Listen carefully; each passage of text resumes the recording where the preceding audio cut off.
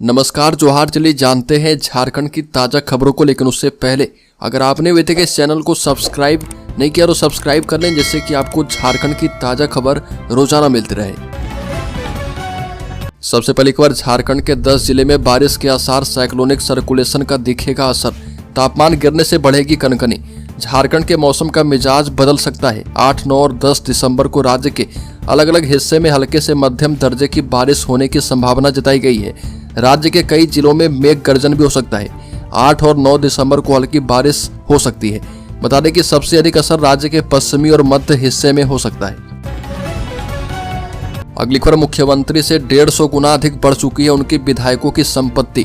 झारखंड विधानसभा में विभिन्न दलों में 42 विधायक दूसरी बार चुनकर के सदन पहुंचे हैं। दूसरी बार चुने गए इन विधायकों में जुगसलाई विधानसभा से झारखंड मुक्ति मोर्चा के विधायक मंगल कालिंदी की संपत्ति बीते 5 साल में मुख्यमंत्री हेमंत सोरेन की संपत्ति से 150% से अधिक बढ़ चुके हैं। एसोसिएशन फॉर डेमोक्रेटिक रिफॉर्म की रिपोर्ट बता रही है कि मुख्यमंत्री हेमंत सोरेन की संपत्ति पिछले 5 साल में 197% बढ़ी है, जबकि मंगल कालिंदी की संपत्ति 29,938% का इजाफा इसमें हुआ है।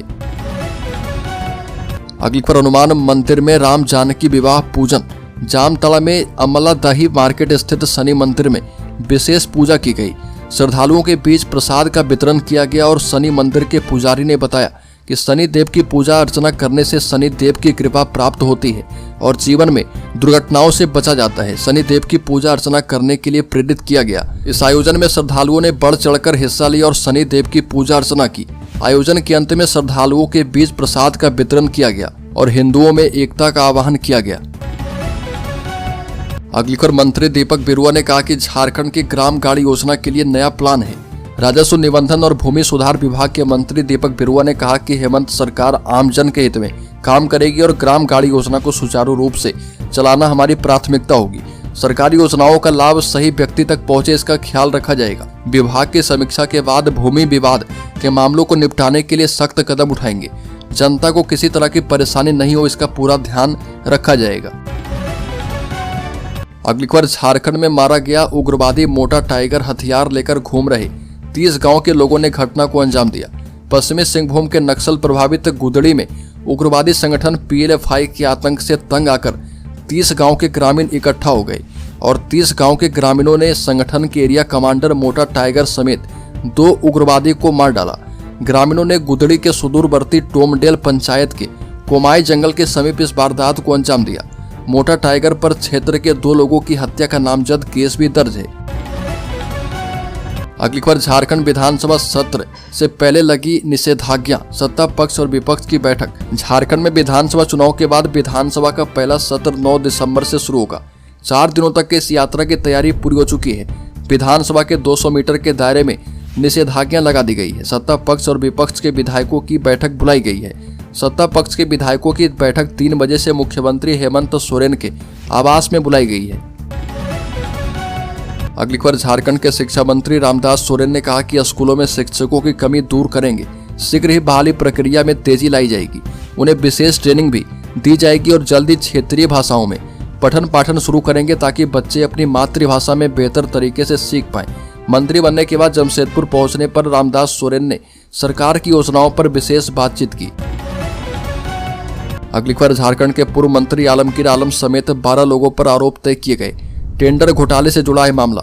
ठेकों में कमीशन खोरी से प्राप्त 32 करोड़ रुपए नगद बरामदगी मामले में जेल में बंद पूर्व मंत्री आलमगीर आलम समेत 12 आरोपियों पर मनी लॉन्ड्रिंग का आरोप तय कर दिया गया है। इससे पूर्व PMLA के विशेष न्यायाधीश PK शर्मा की कोर्ट ने उपस्थित आरोपियों से इन पर लगे आरोपों के बारे में पूछा। आरोपियों ने मामले में खुद को निर्दोष बताते हुए ट्रायल फेस करने को कहा और इसके बाद कोर्ट ने उन पर आरोप तय कर दिए हैं। अगली खबर, जिस मैया ने दिलवाई जीत उन्हें हेमंत सोरेन ने नहीं बनाया महिला विकास मंत्री। झारखंड में जिन महिलाओं की वजह से हेमंत सोरेन सरकार की सत्ता वापसी हुई है, उसी महिला को लेकर बनाए गए विभाग को अपना मंत्री नहीं मिल पाया। हेमंत सोरेन ने नई कैबिनेट में अलग से किसी भी मंत्री को महिला विकास विभाग की जिम्मेदारी नहीं सौंपी है। पिछली सरकार में जोबा मांझी और बाद में बेबी देवी इस विभाग की मंत्री बनाई गई थी, लेकिन इस बार इस विभाग को खुद मुख्यमंत्री हेमंत सोरेन देखेंगे। अगली खबर, एक्शन में हेमंत सोरेन सरकार 8 PSU से 30% लाभांश की मांग। झारखंड में कार्य करने वाले 8 PSU यानी पब्लिक सेक्टर अंडरटेकिंग ने अपने गठन के बाद से आज तक अपने लाभ का डिविडेंड यानी लाभांश राज्य सरकार को नहीं दिया है। ऐसे PSU पर अब सरकार ने एक्शन लेना शुरू किया है। ऐसे PSU पर्यटन, mineral development, urban transport, medical infrastructure, विद्युत, कृषि, वन, फिल्म आदि क्षेत्र में काम करते हैं। जानकारी के मुताबिक डिविडेंड नहीं देने वाले PSU को अपने लाभ का अधिकतम 30% तक देने का निर्देश दिया गया है। अगली खबर, मुख्यमंत्री हेमंत सोरेन ने कहा कि तेजी से लोगों को रोजगार देंगे। पोषण सखी दीदियों से हेमंत सोरेन ने मुलाकात की। पिछले कार्यकाल में राज्य सरकार द्वारा पोषण सखी की पुनर्बहाली के निर्णय पर हर्ष जताते हुए मुख्यमंत्री के प्रति पोषण सखी दीदियों ने आभार व्यक्त करते हुए उनका अभिनंदन किया। मुख्यमंत्री ने पोषण सखी दीदियों को संबोधित करते हुए कहा कि हमारी सरकार आपके हक एवं अधिकार को पूरा करने के लिए प्रयासरत है। आप सभी पोषण सखी दीदियों ने सरकार की आंख, नाक और कान बनकर साथ दिया है। अगली खबर, प्रदेश में बिना कमीशन नहीं होते जनता के काम। बीजेपी विधायक देवेंद्र कुमार का सोरेन सरकार पर गंभीर आरोप। झारखंड में संथाल परगना क्षेत्र से जरमुंडी विधानसभा से बीजेपी के एकमात्र विधायक देवेंद्र कुमार ने प्रदेश की हेमंत सोरेन सरकार पर हमला किया और गंभीर आरोप लगाया कि राज्य में रिश्वत के बिना जनता का कोई काम नहीं होता और ना विश्वास हो तो जनता से ही पूछ लें। बीजेपी विधायक ने आगे कहा कि यही नहीं, राज्य में गरीबों के लिए बनाई गई अबुआ आवास योजना के लिए लाभुकों को जियो टैग के लिए पहले 10% लिया जाता है, जो नहीं देते हैं उनको पीछे कर दिया जाता है और ऐसे चल रहे कमीशन खोरी हटाना मेरी मुख्य प्राथमिकता है। अगली खबर, धन शोधन केस में निलंबित IAS पूजा सिंघल को मिली जमानत। झारखंड की राजधानी रांची स्थित धन शोधन निवारण अधिनियम मामले की विशेष कोर्ट ने भारतीय प्रशासनिक सेवा की झारखंड काडर की अधिकारी पूजा सिंघल को धन शोधन मामले में जमानत दे दी है। कोर्ट ने उन्हें 2-2 लाख रुपए के 2 मुचलका भरने और पासपोर्ट जमा करवाने की शर्त पर जमानत दी है।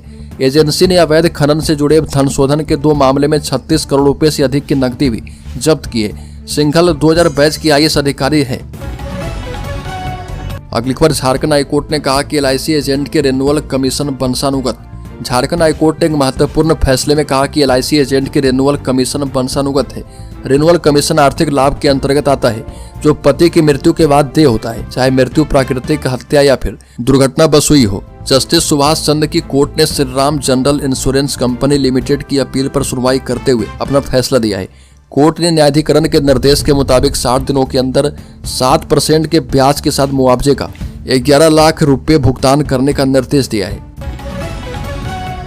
अगली खबर, झारखंड में कैसे बढ़ाया जाएगा राजस्व, जल्द ओडिशा जाएगी। एक टीम मुख्यमंत्री हेमंत सोरेन के मंत्री ने बताया प्लान। झारखंड में दूसरी बार मुख्यमंत्री पद की शपथ लेने के बाद हेमंत सोरेन ने पहली कैबिनेट बैठक में ही अतिरिक्त राजस्व संग्रहण के नए स्रोत तलाशने का निर्देश दिया। इसको लेकर वित्त मंत्री राधाकृष्ण किशोर ने कहा कि वह खनन क्षेत्र से राजस्व बढ़ाने की रणनीतियों का अध्ययन करने के लिए जल्द ही एक टीम ओडिशा भेजेंगे। यह भी कहा कि झारखंड के पास देश के खनिज भंडार का 40% हिस्सा है। इसके बावजूद राज्य खनन क्षेत्र से सालाना केवल 11-12 हजार करोड़ रुपए ही कमाता है, जबकि पड़ोसी राज्य ओडिशा लगभग 40,000 करोड़ रुपए कमाता है। अगली खबर, रक्षा राज्य मंत्री से रंगदारी मांगने वाला घर पर नहीं मिला, बड़े भाई से पूछताछ की गई। बता दें कि केंद्रीय रक्षा राज्य मंत्री सह रांची के सांसद संजय सेठ से 50 लाख रुपए की रंगदारी मांगने और 3 दिनों में पैसा नहीं देने पर परिणाम भुगतने की धमकी देने के आरोपी मोइज अंसारी की तलाश तेज हो गई है। वह कांके थाना क्षेत्र के गढ़ हुसीर का रहने वाला है। दिल्ली पुलिस एवं झारखंड ATS की टीम लगातार आरोपी के संभावित ठिकाने पर छापेमारी कर रही है। सुरक्षा एजेंसी 4 बजे मोइज के घर पर पहुंची थी, लेकिन वह वहां पर नहीं मिला। पुलिस को जानकारी मिली है कि वह शाम के बाद घर नहीं लौटा है और उसके बाद आरोपी के बड़े भाई मिनहाज को अरेस्ट किया गया है। अगली खबर, 28 महीने के बाद पूजा सिंघल को जमानत, जेल से बाहर निकली। बता दें कि नए कानून BNS की धारा 479 के तहत निलंबित IAS पूजा सिंघल को राज्य स्थित PMLA की विशेष कोर्ट PK शर्मा की कोर्ट ने जमानत दे दी है। इससे पहले पूजा सिंघल की ओर से नए कानून के तहत दायर जमानत याचिका पर PMLA के विशेष न्यायाधीश PK शर्मा की कोर्ट में सुनवाई की गई और इसके बाद पूजा सिंघल को राहत देते हुए कोर्ट ने जमानत की सुविधा प्रदान की है। साथ ही जमानत को लेकर 2-2 लाख रुपए के 2 निजी मुचलके पर उन्हें जमानत देने का आदेश दिया गया है। अगली खबर, देवघर में शादी विवाह एवं बारात सार्वजनिक कार्यक्रम में डीजे एवं तेज आवाज के यंत्रों के इस्तेमाल पर लगेगी पाबंदी। अनुमंडल पदाधिकारी सह अनुमंडल दंडाधिकारी रवि कुमार ने शहर में शादी विवाह, बारात एवं अन्य कार्यक्रमों में तेज आवाज में डीजे एवं ध्वनि विस्तारक यंत्रों का इस्तेमाल करने के साथ ही देर रात तक पटाखों का उपयोग करके ध्वनि प्रदूषण से आम लोगों की परेशानियां बढ़ाने वालों पर कार्रवाई के निर्देश दिए हैं। इस संदर्भ में झारखंड उच्च न्यायालय की ओर से 16 अक्टूबर 2024 को आदेश पारित किया गया है। हाईकोर्ट के निर्देशानुसार रात्रि 10 बजे से प्रातः 6 बजे तक लाउड स्पीकर, सार्वजनिक संबोधन प्रणाली तथा ध्वनि विस्तारक यंत्रों के प्रयोग पर पूर्ण प्रतिबंध रहेगा। अगली खबर की बात करें तो गिरिडीह में भाजपा की आभार बैठक में गांडी विधानसभा क्षेत्र के चुनाव परिणाम पर चर्चा की गई। गांडी विधानसभा क्षेत्र के भाजपा की आभार बैठक जिला पार्टी कार्यालय में की गई है। मुख्य रूप से भाजपा प्रदेश मंत्री दिलीप वर्मा, गांडी विधानसभा प्रभारी अर्जुन सिंह एवं गांडी विधानसभा क्षेत्र की प्रत्याशी रही मुनिया देवी उपस्थित थे। बैठक के दौरान चुनाव परिणाम पर चर्चा की गई। वक्ताओं ने कहा कि चुनाव में जीत हार लगी रहती है, भाजपा का वोट प्रतिशत बढ़ा है। वक्ताओं ने आने वाले दिनों में सशक्त तरीके से कार्य करने एवं जनता की समस्याओं को समाधान करने की दिशा में काम करने पर बल दिया है और जनता की समस्याओं के साथ इस अभियान में पार्टी के सदस्यता अभियान को लेकर भी चर्चा की गई। जिला उपाध्यक्ष अरुण हाजरा, आशीष कुमार जिला कार्य समिति सदस्य मौजूद थे। अगली खबर, गोड्डा पुलिस ने ललमटिया गोलीकांड में संलिप्त 3 आरोपियों को हथियार के साथ किया गिरफ्तार।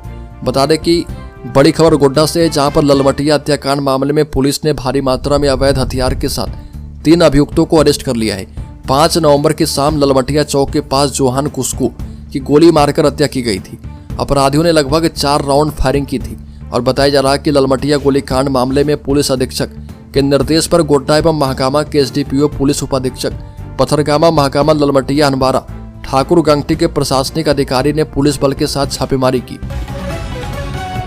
अगली खबर, झारखंड के चतरा में चली तलवारें बवाल में 13 लोग जख्मी। चतरा के इटखोरी के परोका गांव में जमीन विवाद को लेकर 2 पक्षों के बीच लाठी डंडे और ईंट पत्थर के साथ तलवारें भी चली, जिससे 13 लोग घायल हो गए। इनमें से 4 की स्थिति गंभीर है। बता दें कि घायलों में एक पक्ष से 36 वर्षीय प्रदीप राम, 42 वर्षीय सुधीर राम, 70 वर्षीय परिणाम स्वरूप राम, 14 वर्षीय प्रिंस कुमार, 40 वर्षीय सोनू देवी और 35 वर्षीय खुशबू कुमारी शामिल है। अगली खबर, झारखंड के शेयर होल्डर्स इन्वेस्टर्स के लिए बड़ी खबर। इस हफ्ते सोना सस्ता हुआ, चांदी के दाम बढ़े। इस हफ्ते सोने के दामों में गिरावट देखने को मिली है। India Boolean and jewellers association की वेबसाइट के मुताबिक पिछले शनिवार यानी 29 नवंबर को सोना 76,740 रुपये पर था, जो कि अब 76,187 रुपये प्रति 10 ग्राम पर पहुंच चुका है। यानी इस हफ्ते इसकी कीमत 553 रुपये कम हुई है। वहीं चांदी की बात करें तो इस हफ्ते इसकी कीमत में बढ़ोतरी दर्ज की गई है।